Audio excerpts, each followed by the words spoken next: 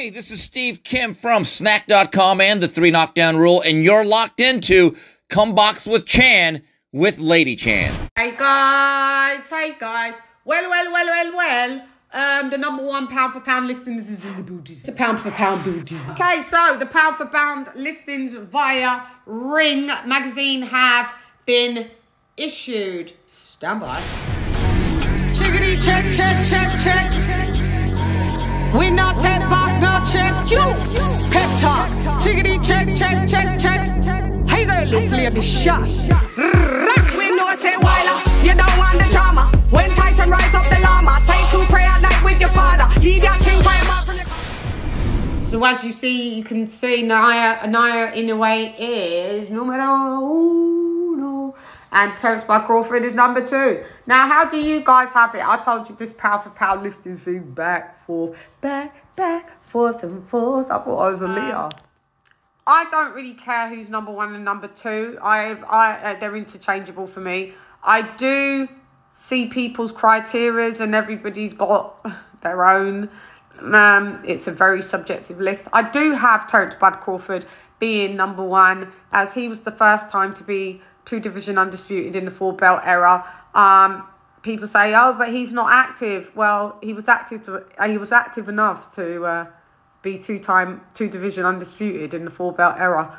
2-time lineal, or is he 3-time lineal? 2-time lineal, 2-time lineal, 2-time ring. Undefeated and undisputed. I also just think his skill set versus Naoya Inoue's skill set, Terence Crawford's skill set edges that for me.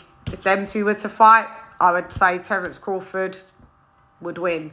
If Terence Crawford was a heavyweight, I think with that skill set, it beats everybody at a heavyweight level. Could you imagine having that skill set, being a heavyweight? Power, speed, fast twitch muscles, ring IQ, agility, a chin. Yeah, that would be scary. It's a harder feat going from 135 to 140 to 147 to 154. It's a lot more heavier weight, bigger guys. That's just the way I see it. But like I said, I'm not adverse to Naoya Inoue. He's an amazing. He's a hell of a fighter. He's a 5-star fighter. So I have no gripes if people put him at #1 and Bud at #2 or Bud at #1 and Inoue at #2. Inoue puts Bud at #1. He's probably just being like what a nice lad would be, is to be a bit humble, you know what I'm saying. But if you think you're #1 pound for pound, talk your shit. He should But he said Bud Crawford is a great fighter and he places him at #1 pound for pound. Take that as you will. I do not also put heavyweights in my pound for pound list if they have only been a career heavyweight and they've never been at any other division. So Evander Holyfield, he would have been in the pound for pound list coming from, cruiser.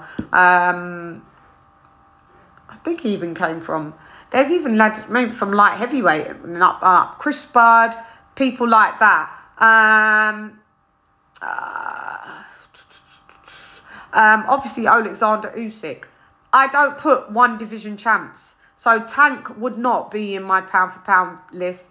Neither would Errol Spence, neither would Beterbiev, neither would Bivol, I'm afraid. That's why I don't put too much stock in it after, you could do top 4. So, I would have Bud or Inoue, #1. #2, Bud or Inoue, depending where you put the other one at #1.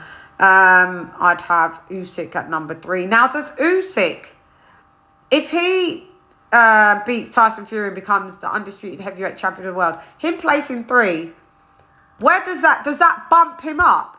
Or does he still stay #3? Because that's quite a weird one, because I've got Alexander Usyk at #3. But if he becomes an undisputed heavyweight champ in the 4-belt era, in 2 divisions, why does he not go up? Maybe because it's 2 divisions. He's been a 2-division champ as well, and Terence Crawford has been a 3-division champ en route to being a 4-division champ. And Naoya Inoue's been a 4-division champ. So can Usyk ever surpass that? I guess it's a little unfair because it's like you can't grow any bigger and you can't ball down any smaller. But I mean, Manny Pacquiao did things like that. Tommy Hearns started at 147, went all the way to cruiserweight. Roy Jones Jr., ultimate #1 pound for pound in history. And that's a fact. Covered the most pounds. Not up for debate, honey. Yeah, the debate's not in the boot. So yeah, so I'm cool with Canelo in at number 4. I mean, yeah, he's a 1-division champ for sure. I mean, a 1-division undisputed champ. He's a 4-division champion. Yeah, 4 divisions for him, 3 divisions for Crawford, and 4 divisions for anyway. So yeah, 2 losses. Maybe that's if you're splitting hairs. I get it why Canelo's number 4 on that. But I mean, if I saw Canelo bumped up to number 3, I'd think that's weird. I'd still have Devin Haney as you're gonna do a top 10.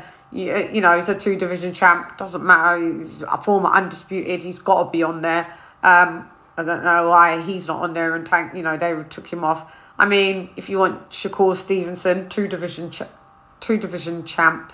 Yeah, 2-division champ. And one of the divisions unified. Couple belts, not undisputed, but unified. So yeah, that's where we are. So shouts out Naoya Inoue for becoming the #1 pound for pound king. Or is Shakur Stevenson a 3-division champ? He started at 126. Was he? He was a champ there, right? I think he's a 3-division champ. I think he was a champ at 126. I think he unified in 130, and now he's a champ at 135. So my bad. I think he's a 3-division. So I just thought I'd bring that from me to you, from you to me, you, Des Rogers. Anyway, I'm gone. Hey, girl, it's Lady Shan, rep nonetheless. Come box with Shan.